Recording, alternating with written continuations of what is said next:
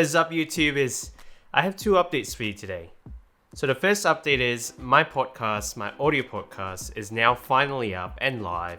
You can find it on Apple Podcasts and even Spotify.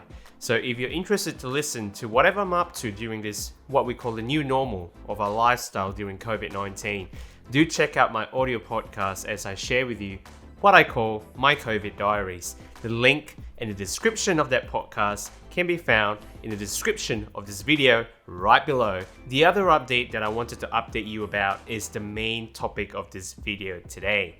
So for the past few weeks, I've been looking for a new laptop. So I've been having the crave to get a new gadget. So I thought, why not? Why not explore and, to see what kind of laptop I would need. But when it comes to work, I do have my MacBook Pro 15-inch from 2018, and also I have a Windows desktop that I use for work as well. But both of the MacBook and the Windows desktop, they belong to work, so I can't really install a lot of different things that I want to install, and they have a lot more restrictions than a personal laptop would have. So the idea came about to, why not, look for a new laptop so that I can finally have more control on my device and to have whatever programs I want installed in it as well. The purpose of me wanting a new laptop is a laptop that's capable enough for me to not only obviously edit videos so that I can produce more YouTube videos like that. So I want it to have a capable graphics card. I want it to have a capable processor to let me multitask. So being able to render videos and to go through my timeline without any issues, and also obviously to also record my audio podcast and regular media consumption and watching Netflix, and also occasional gaming. I've been getting back into gaming as well. I do have an Xbox that is in my bedroom, my TV, hooked up to my TV, but rarely ever play my Xbox, but I'm trying to get back into it. So it came down to two laptops, the MacBook Pro 16-inch or the XPS 17. So just to give you a background, I'm recording this video just to let you know what were the thoughts in my head as I was going through in making this decision. So the good news is I've actually already ordered a laptop. I will tell you which laptop I've chosen at the end of the video, but at the same time, for now, I wanted to share with you what are the things that I was thinking about as I was going through the decision to essentially which laptop do I buy.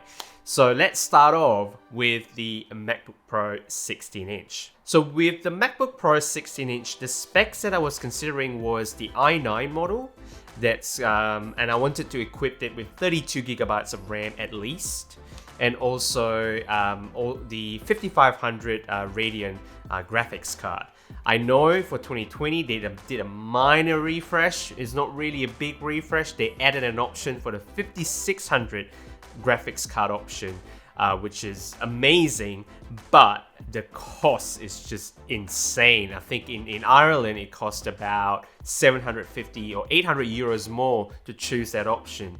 And I think the i9 itself, the starting price is already pretty high. It's like 3,200 euros. So adding that graphics to 5600 is going to push it up to above 4,000.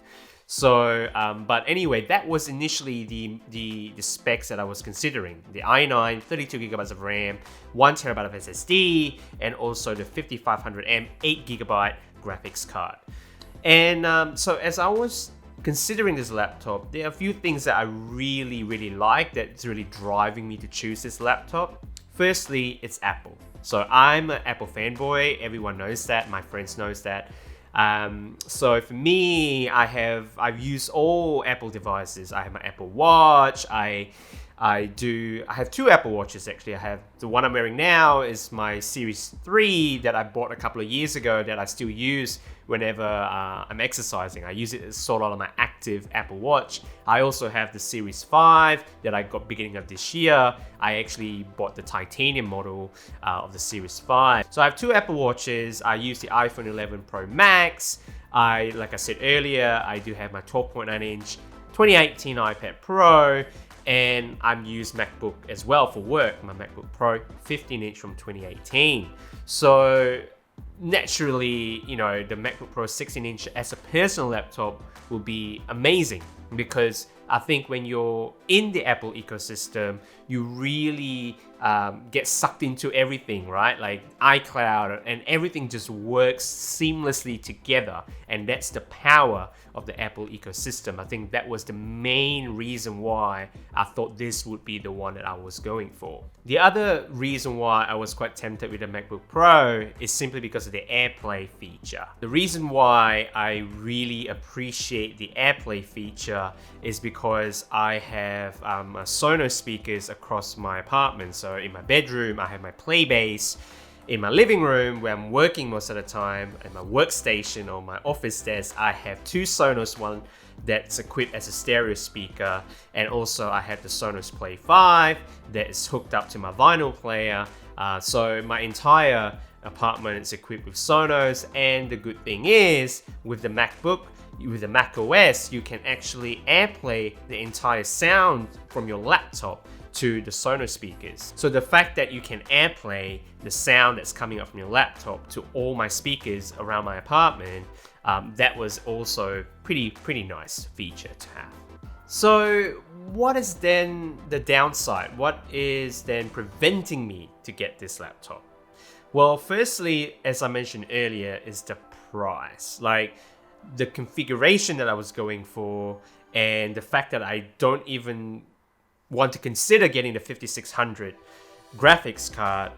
I think the total was about 3.8, I think 3,800 euros after discount. Like we get some employee discounts from work as well.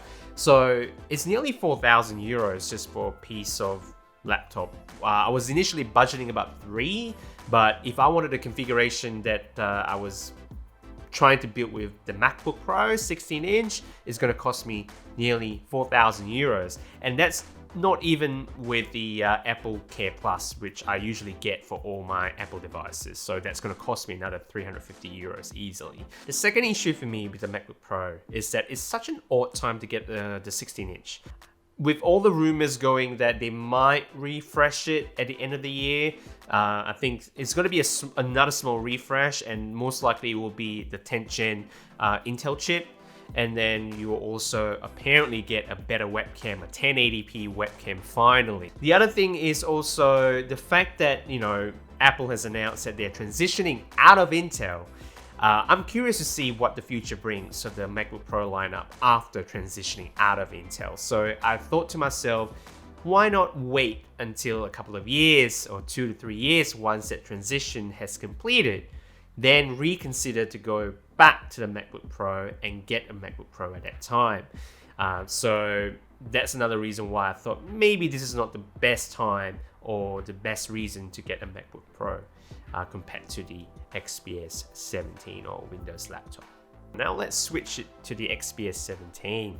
So the last time I owned a Dell was maybe 10 years ago. I did own a Dell when I was in university, and I think it was the Vostra line, and it has Windows Vista in it. That's how long ago it was. Like who even remembers Windows Vista? It's an awful operating system.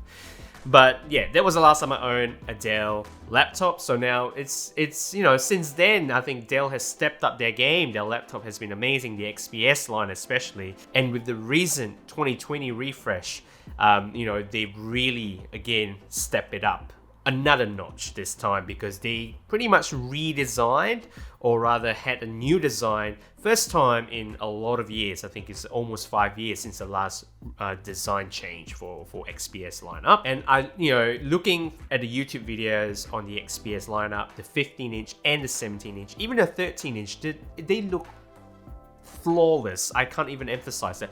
If the 13-inch had the power that I'm looking for, I would get the 13-inch. It looks so good, so good. I think the fact that they look so good is because of their screen, right? Like it's really doesn't have any bezels, it's edge to edge.